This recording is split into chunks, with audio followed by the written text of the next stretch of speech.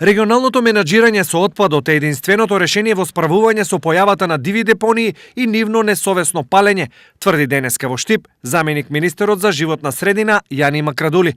Ефектот во намалувањето на аерозагаденоста ќе биде поголем доколку некои општини, не именувајќи кој, не се истрени во борбата за анулирање на дивите депонии.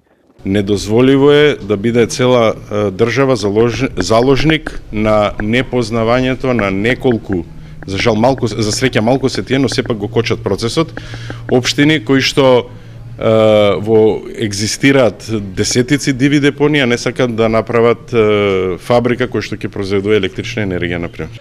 Со координирана активност на ресорното министерство, со дел од државните институции, например со царината, за спроведување на новите законски одредби за увоз на автомобили, ќе се ефектуираат заложбите во намалување на аерозагаденоста во Македонија.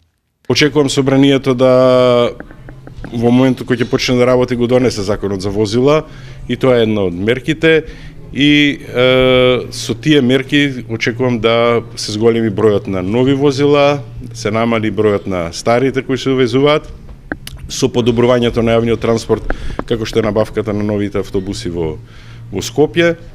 Тие се методите и во тој правец одиме.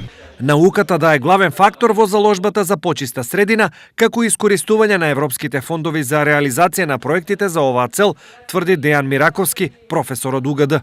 И да од целото тоа бенефит имаат и јавноста пред се преку поефикасни и подобри информации, понавремени и поточни и да го подобриме на некој начин управувањето со квалитетот на воздух. Ова, меѓу другото, се слушна на денешната трибина на која представници од ресорното министерство со професори од УГД дебатираа за како до подобра животна средина со нови технологии.